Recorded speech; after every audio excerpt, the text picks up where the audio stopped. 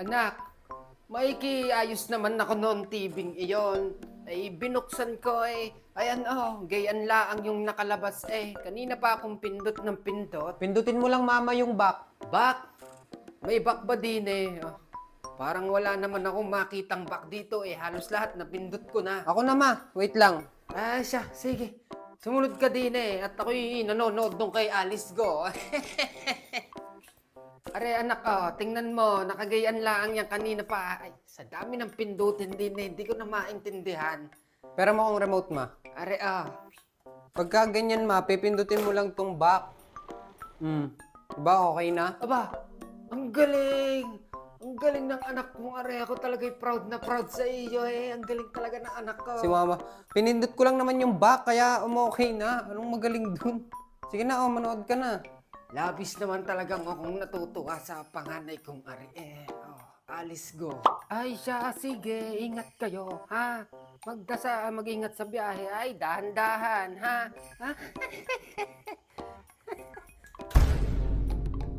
Anong sabi ko sa iyo?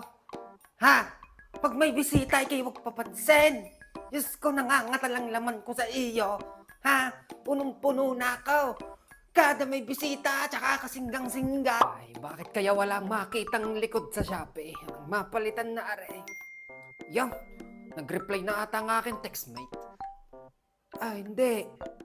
Aba, ang video. 100,000! Aba, ay 100,000! 100,000! Ano yun? Ha? Ano yun ma? Ay, anak, mayaman na tayo. Ay, marami na tayong pira. Ha? Bakit naman? Ay, ayan tingnan mo. Nag-message sa akin ng video. Isa daw ako sa napiling nanalo ng 100,000. Diyos ko po. Salamat sa Diyos. Diyos ko po, si mama. Scam yan ma. Aba, ay tunay nga. Tingnan mo. Nag-message sa akin ng video. Pwede ko na nga daw ma-claim yung price ngayon. Kailangan ko lang fill upan aring personal information at saka ng 5,000 transaction fee. Ay, manghihiram na lang muna ako kay Kumari. Anong manghihiram? Ano ko ba ma? Scam nga yan. Fake video email yung na-receive mo. Bakit ako pa ang napili kung ari scam? Syempre ma, naghahanap nga sila ng bibiktimahin Tsaka isa pa, hindi nanghihingi ang video ng personal information at lalong-lalong hindi sila nanghihingi ng payments. Gayon. Oo ma, ganun yun. Alam mong gagawin ng mga yan? Di kunyari, nanalo ka ng 100,000. Sasabihin nila, mag-send ka muna sa amin ng transaction fee na 5,000 pesos. Pero pag nasend mo yung 5,000 pesos, wala na. Di ka na re-reply ng mga yan. Ibablock ka na lang bigla. Di ba? Nauto ka.